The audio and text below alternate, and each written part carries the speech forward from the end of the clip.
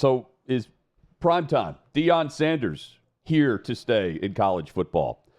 That would seem to be the case, given the fact that they've landed five-star quarterback Juju Lewis today. He flips from USC to Colorado, and this was maybe the worst-kept secret going since earlier this fall when he took his official visit to Boulder. This is back in October, and Colorado gets their future quarterback once Shedeur heads to the NFL. He announced this live on Pat McAfee show earlier today. And, Chad, here's a Colorado program with Deion as the head coach that beats out Georgia as one of the finalists for one of the top unsigned, uncommitted, I guess. The non-committal. The committed, non-committal, back and forth player in America. He's fantastic out of Georgia. And this would indicate that, you got Deion who answers a question about whether or not he's going to be in the NFL. And he says he has his kickstand down. Well, soon after that, he's got his quarterback. Well, this would indicate that he either is staying or he did a really good job selling him and the family on the fact that he believes he's staying right now. And he's not talking about NFL or anything else. And he's not hinting about making a move to the NFL to anyone around him, or you would think the player and his family maybe could pick up on some of that. Great news for Colorado, right? I mean, you're going to go from Shedeur Sanders, who's now, I think, likely going to be the number one overall pick or close to it, to you would hope to be your next number one overall pick, and a guy who's going to start as a true freshman. I don't know who else is on that roster at quarterback, but my assumption is maybe they bring in an older transfer quarterback to come in and start until he's ready. But I think it's going to be kind of a Dylan Raiola situation like in Nebraska, where he walks right in and he's the starter from day one as a five-star guy. I think you'll see the same with Julian Lewis at Colorado. Great news for the Buffs. And Colorado has 3 other top 100 players for the class. I mean, that, again, for the discussion of whether or not Deion Sanders is going to recruit well, they come to him. And in this case, another example is with the five-star quarterback who wasn't really looking at Colorado. Colorado wasn't looking at him until early in the fall. And here we are. And they end up with by Thanksgiving. He's got his quarterback. And what a job at 8-2. They 4-8 last year. That's right. Yeah, 4 wins. And now they're number 16 in the country. Landing the top quarterback that was available. And with an Iowa State loss paired with an Arizona State loss and a win for Colorado, they will guarantee their spot in the Big 12 championship game this weekend. Yeah. I mean, again, from where they were in September, with all the Deion pointing fingers at the media, and to me, it was a distraction and looking the wrong way as to where the problems were. Here they are in the driver's seat, controlling everything for their future this season.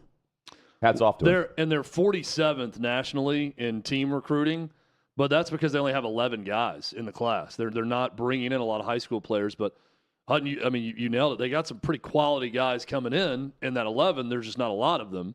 But if Deion Sanders has proven anything in his time at Colorado, they weren't very good a year ago, but they made a huge jump in year 2, and they have an excellent quarterback. They got a 5-star offensive tackle who's starting at left tackle in Jordan Seaton. They've got probably the number 1 and number 2 overall pick in the NBA draft with the NFL draft with Travis Hunter. He could probably go to the NBA too. He's that good of an athlete. Travis Hunter at corner and wide receiver. Yeah. And there's not a lot else, right? They got some good receivers around that. But point being, if you got a great quarterback and you got 1 or 2 great skill guys and you can just keep your quarterback upright, you got a shot. And they can get a stop or 2 when they need to defensively.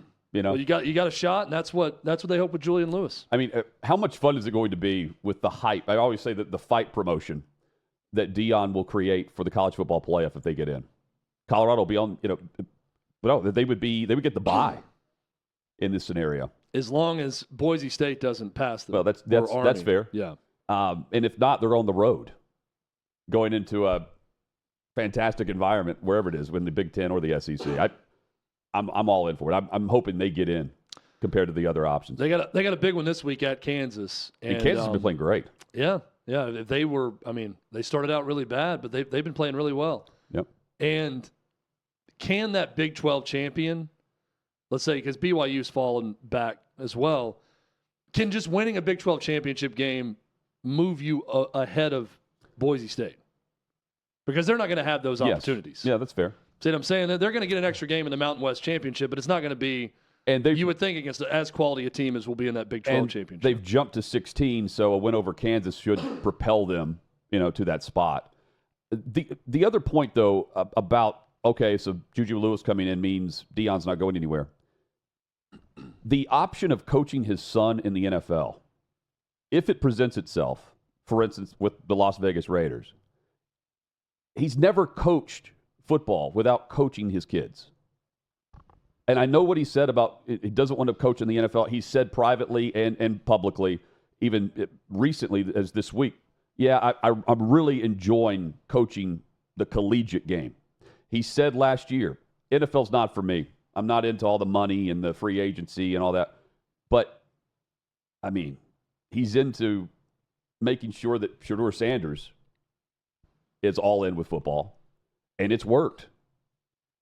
That would be too good to pass up for him, no matter how good he's got it right now. Maybe there's another job in college, but what they've done, I mean, he'll pick up his recruiting class and they'll transfer with him. We've already seen that happen. Yeah, and it's worked. I think less now about him going to a different college job, Hutton, and more it's going to be the NFL scenario that would get him to leave to go coach his son. I don't know that he's leaving Colorado for a different job in college, but I do think coaching his son would be too tempting to pass up for him at the next level. Yeah.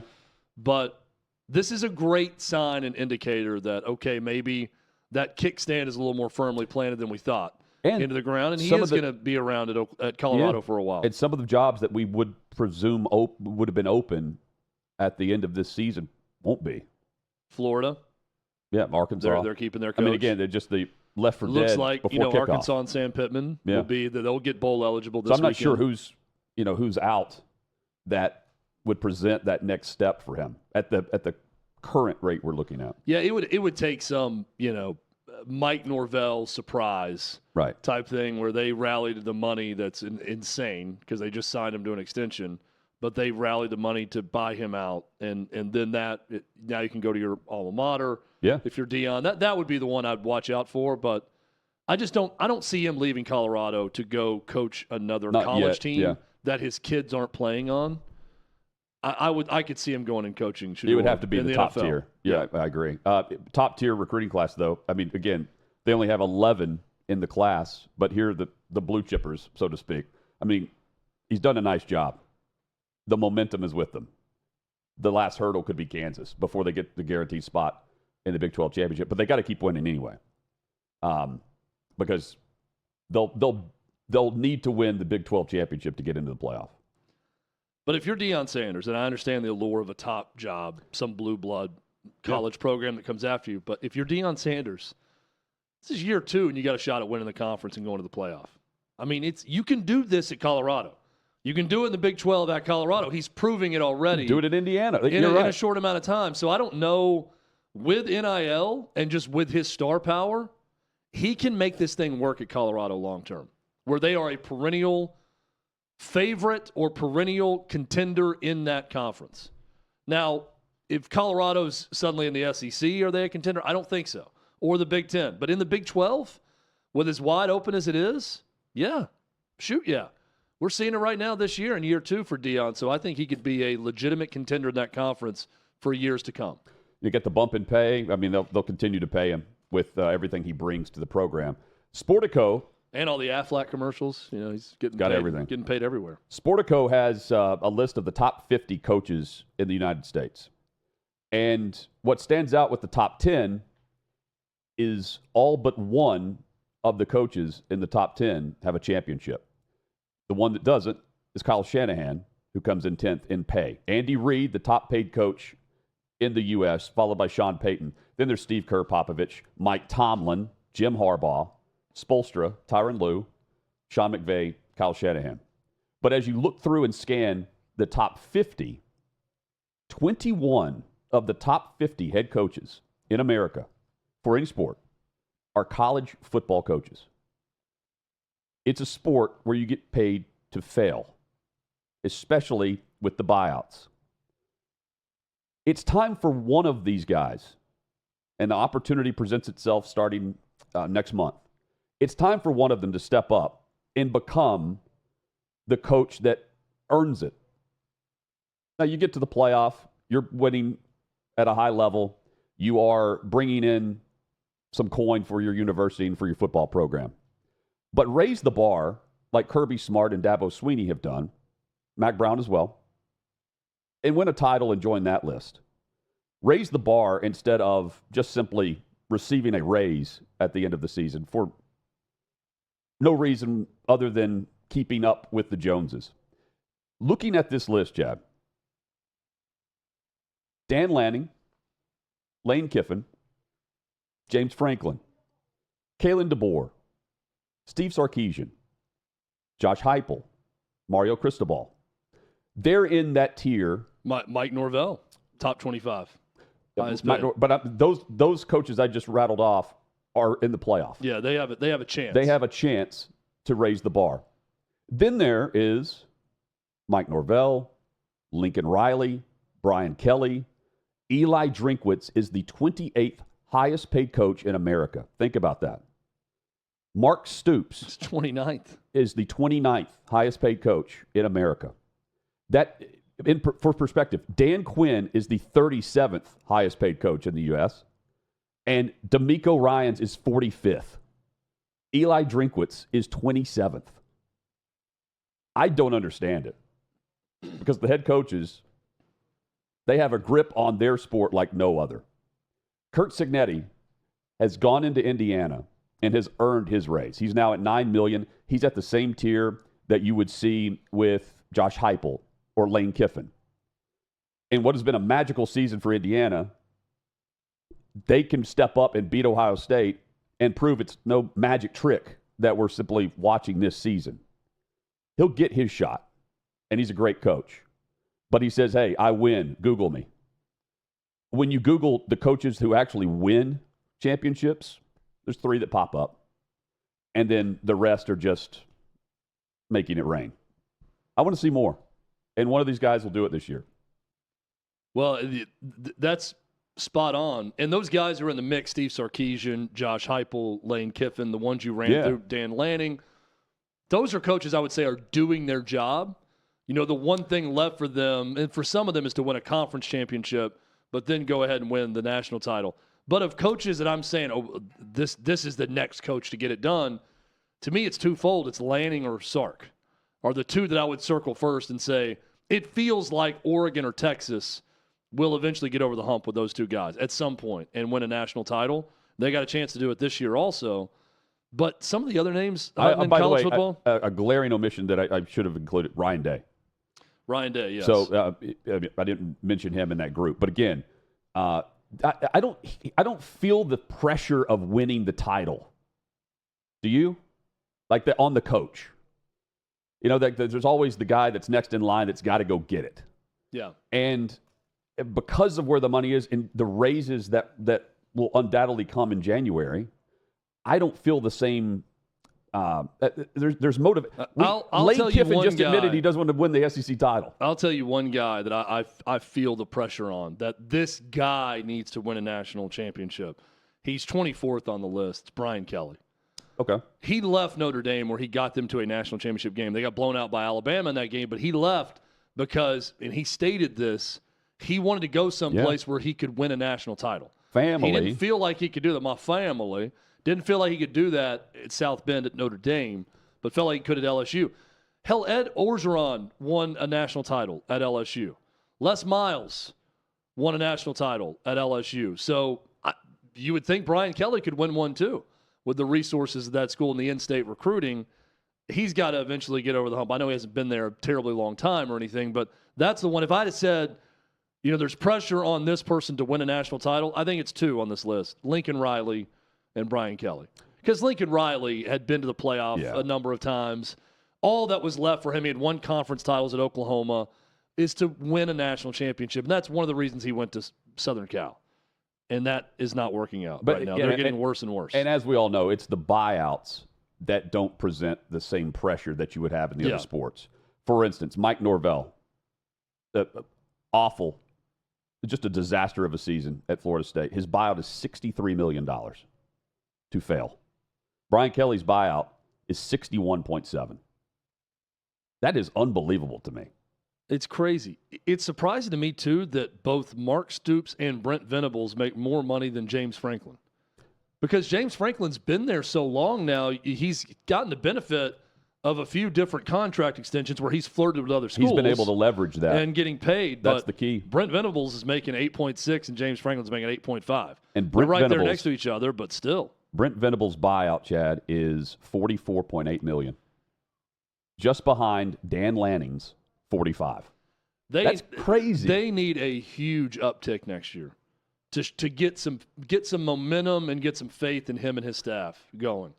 I'm not saying they got to be in the playoff or anything next year. Yeah. They need to be quite a bit better than they were this year because it's not going to get – I mean, I guess this is the transition year to the SEC, but Texas is handling it a hell of a lot better than Oklahoma. So I know there could be some rough moments when you're going into a new conference, but they've got to be better. And let me also say, like, I'm all for making whatever you can make, right? Like,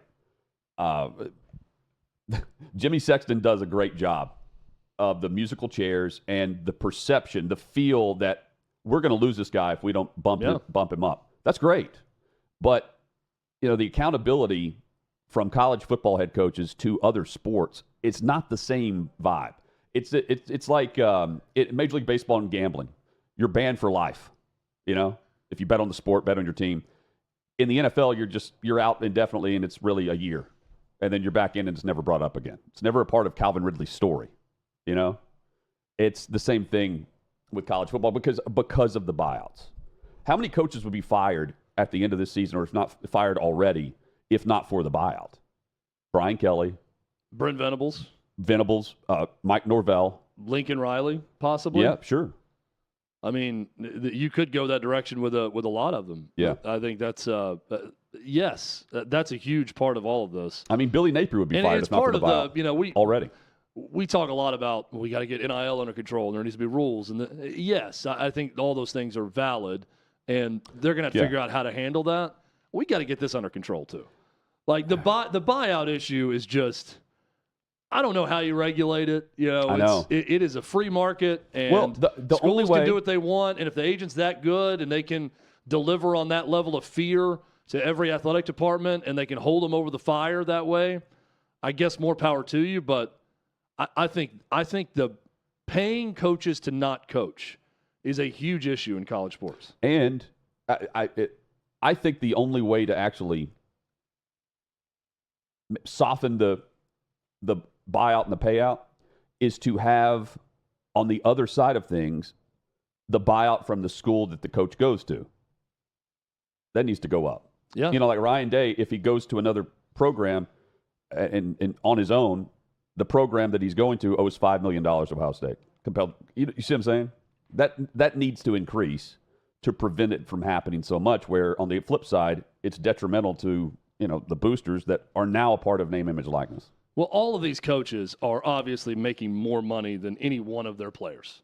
Right? I mean, in a year, they're dwarfing them in pay. Even with NIL, the highest paid player on any roster, you pick them, that head coach is going to make quite a bit more than that player. Now, think about what you could do with that money to enrich the lives of the student athletes that are there if you didn't have to pay buyout money to multiple coaches at certain schools at any given time.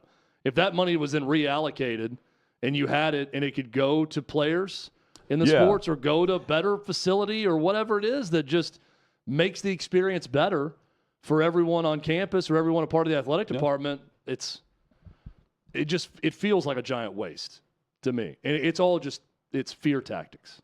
I agree. Oh, do you have the list pulled up in front of you? I do. Who's around Drinkwitz? Eli Drinkwitz. This is a great example. Yeah. Chad and I on the previous show in Nashville, we would have, does this coach make more than Eli Drinkwitz at Missouri? I think, by and large, the NFL coach did not. Absolutely. So I think it's interesting when you cross sports. Like Bill Self makes $10.6 million in Kansas. Yeah. And Mike Budenholzer, the coach of the Suns, makes 10.52, so less than Bill Self. And then after that, it goes in order. Brian Kelly, $10 million. Ryan Day, $10 million.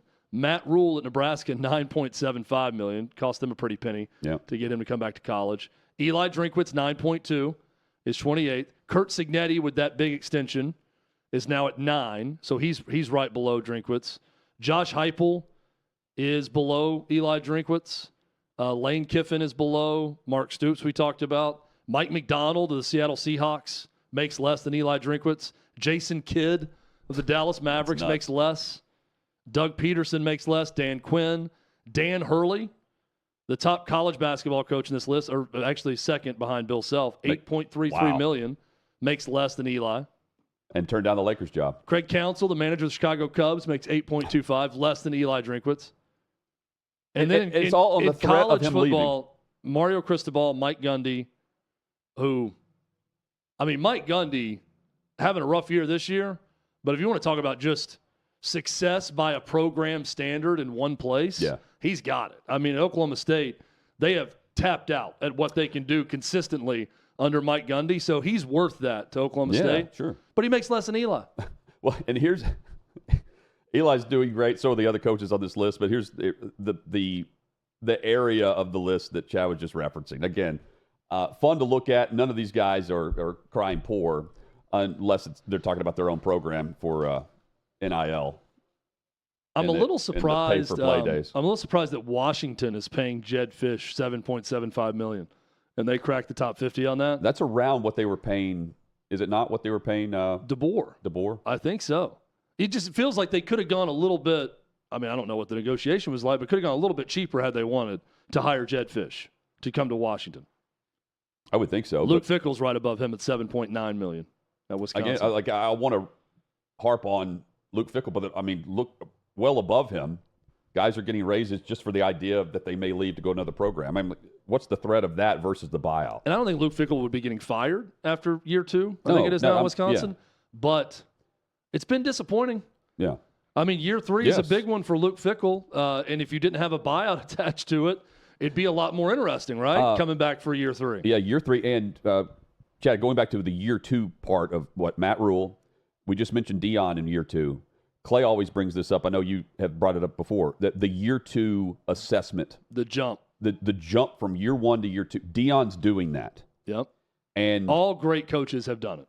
How many of these coaches have that we just went through? Not many of them. Enough to sustain, but to sustain what? A very average overall list of achievements. I would love to see just some names on this list. And not everybody can win a title. Eli Drinkwitz, Mike Norvell, who I think was terrible for the first couple of years at Florida State. I'd like to see what all these guys did in year 2. They were, yeah. At their respective school. On down the list, Mark Stoops. I think it took a while for Kentucky to get going. Oh, then they upped to anything. But they put a clause. They added this to the contract. If he reaches 7 wins, it's an automatic year added on to his contract. This is year 2 for Brent Venables. Yep. I'd like to know what James Franklin did at Penn State in year 2. That'd be a fun exercise. They did everything but beat Michigan and Ohio State. What they do every year. Yeah, that's right. It's an annual rite of passage. We will beat Illinois and Minnesota, and we will lose to Ohio State and Michigan. What this guy does practically every day is looks for attention. LeBron James is back at it. He's leaving social media. Wanted to let everyone know with the social media post that he's out. LeBron, peace. Doing this in November instead of what he normally does, which is he gets away, gets off social during the off season. But he says, with that, I'll holler at y'all. Getting off social media for the time being. Y'all take care. Peace. With the crown. The responses to this have been hilarious. This for Bronny. Give this to Bronny before you go. How to shoot, play basketball. Eye on basket, ball up, elbow in, bent to basket. The remedial courses. Joe Kinsey from OutKick. Text me. I want to hear about the books you're reading. Really good. Fantastic. The LeBron James Book Club. Page 2. And then Barry on here, which I believe used to be Barry McCockiner. Yep, it was. I remember this picture. MJ, Magic, Bird, and Kobe never took breaks from social media when they were playing because they could handle criticism, unlike you, LeBron. If you're such a good player, how come you've lost 6 NBA finals? Checkmate, Bronzexuals. Bronzexuals. Well done. Very well done. And then you're a quitter. MJ never would quit like this. Embarrassing. Says there's too much negativity in the world. Great Parks and Rec Too reference. much negativity in the world for LeBron James, who has it just so bad. Just so bad. Such a bad life. Got to get off social media. Newsflash, he will be checking social media. He's also talking about too much negativity in sports media about sports. And I'm just, man, come on. Oh, yeah, he was responding to someone who said there's too much negative takes in sports media. It just always, like, I get that there are athletes that we value this in them, you know, that it's all about them, and we kind of laugh and think that's part of who they are. Half the media thinks he's the greatest of all time. But LeBron James is just such an egomaniac. And this whole statement, this self-importance of this statement. Here's the original post. I mean, with so much hate and negativity in the world today, it confuses me why some of national sports media still think that the best way to cover sports is through negative takes. Well, if something negative happens, then you're going to assess it honestly. You're going to be negative about it. That's the way it works. That was me talking. We can all acknowledge that sports is the last part of society that universally brings people together. I would agree with that. So why can't the coverage do the same? Let's bring people together with nothing but positive takes. He loves his take because of the last sentence. It's only clickbait when you say it. When the platform is so big, you can make the change and allow us all an escape from real-life negativity. I, for one, did it all. I, for one, find it all a waste of breath. The Olympics and JJ and Braun show was the future of what this can and should all be. And then the man who's considered by many to be the greatest of all time, we would say Michael Jordan. The younger crowd says LeBron James. We get it. The guy's got it so bad with the negative takes that, you know, he's got to let everyone know he's peace out. Yeah, let me get on here to announce that I'm fed up with all the negativity, so I'm going to post something negative about the negativity, and then I'm just not going to check back into social media right? for a long time. It's him being an egomaniac. Even the other night when Dalton Knecht, his teammate, the rookie out of Tennessee, scored 37, when he was asked about it, he still took that and made it about him. I didn't mind what he said, but he's like, oh, I knew this all along. I watched a lot of Tennessee last year. I told our guys in the front office, it's an absolute steal. If he's there at, what was 17 we drafted him? 17? Yeah, absolute steal. I knew it. I said it all. But go back and check. I said it. I said how good this guy was. I watched all the Tennessee games. Like, dude, it's his rookie year, and he scored 22 straight points. Can you not make this one moment about you again and how you knew? I knew. No one else knew. 16 other teams didn't know. I knew. LeBron James, not our front office. LeBron James watched Tennessee basketball. So I knew all about Dalton Knecht. Just give me a break. He wanted the Italians to he wanted everyone to know about the Godfather too. He just loved the Godfather. Yeah, what's your favorite scene or line? So many. There's so many. Also good. What's your favorite character? So many characters in that trilogy. It's just so good. Yeah. Can you pick one? I love the Italian reporter. Yeah, go ahead. Like, no, seriously. Like, Godfather Part 2. Like, tell us your favorite. Your favorite scene? I can't. I wouldn't know. Just so many. Just so many, man. I don't know what to tell you. There's just so many. Can't pick. And then he had, of course, the chess comment to JJ Redick, where he's like, "Yeah, I play chess," and then I don't play chess within the same breath because he knew the guy who actually likely plays chess is across from him. Yeah. He didn't want to be quizzed on it.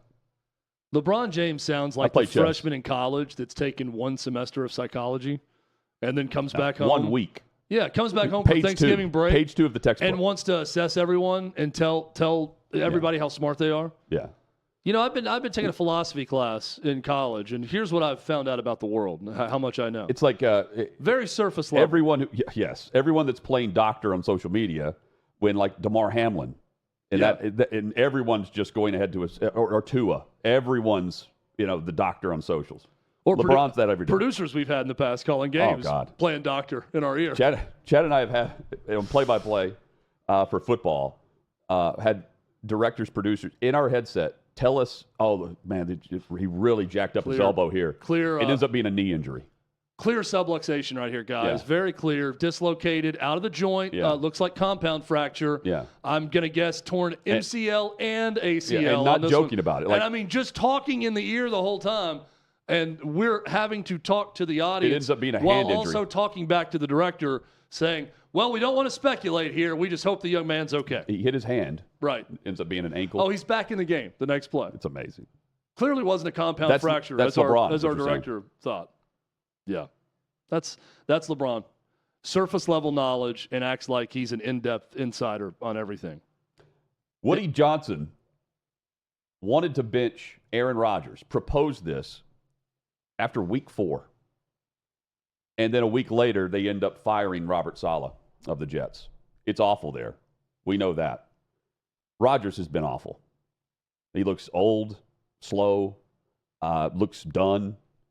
I said that about Tom Brady in 2019, and then the next season he goes to Tampa and wins a Super Bowl. But we're seeing the version of that right now, and what should have been that with Rodgers in New York. I think it's so bad that he wants to play it another year somewhere to prove that it's not that bad at the end of his career. The greatest players, especially, think about the mindset of Manning leaving Indy, or Brady out of New England. I'm certain Rodgers has that same fire to leave Green Bay and want to go out on top instead of rock bottom. So when he says, yeah, maybe, sure, we'll talk to Armando maybe more about this, but while he's not going to tell us definitively what he's going to do because the Jets have to cut him, and he also likes the attention, I don't get the sense he's just going to leave and disappear. Now, he could go into the darkness retreat, but he's with the Jets, he claims, tongue-in-cheek, because he saw green whenever he came out of the darkness. Who knows what he sees coming out of what is the darkness of the New York Jets organization. Silver and black. Raiders. Yeah, look, Peyton Manning's a good example of this. What Aaron Rodgers would love to have happen is go somewhere where he knows he's not going to be full Aaron Rodgers of MVP level quarterback, but can do enough to help a good defense and a good team win a lot of games. Yep. That's what Peyton Manning did in his last year. He won a Super Bowl doing that. And he was just a game manager, facilitator.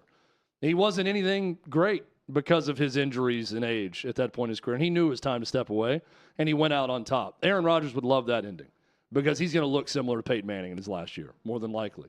But there's also a formula that Peyton Manning laid out that if you got a good enough team around you, you can still win a ton of games and maybe even win a Super Bowl and go out on top. That's what Aaron Rodgers would love to have happen. How many Jets fans out there are just praying every night that Donald Trump makes Woody Johnson an ambassador to Ireland or something like that and just gets him the hell out of the States and away from the team? Yeah, I mean, because the meddling's got to stop. But in this case, it is his team. I understand that. But at some point, but he's also the owner that went all in for it was Super Bowl or bust, and he had a GM that drafted Zach Wilson, and they have to trade for Aaron Rodgers because it was so bad, because the locker room turned on their young quarterback. Here's the quarterbacks that go out on top. You got Montana joins the Chiefs. They go to the AFC title game. Peyton Manning, they go 2 Super Bowls, win 1. Tom Brady, of course, joins the Bucs. They win the title, and then there's Rodgers. Joins the Jets, gets coach and GM fired midseason. Although he'll say he didn't know anything about it. Yeah. You agree with me, though, that it's been so bad that he won't let it be that bad in the final years of his career? I realize he's 41. Yeah, it feels like, yes, I agree with you there. He wants to go out on a better note, but it feels like Joe Namath with the Rams. I mean, it's just not good. Yeah. This does feel like it, but we've been fooled before, and Brady's the example.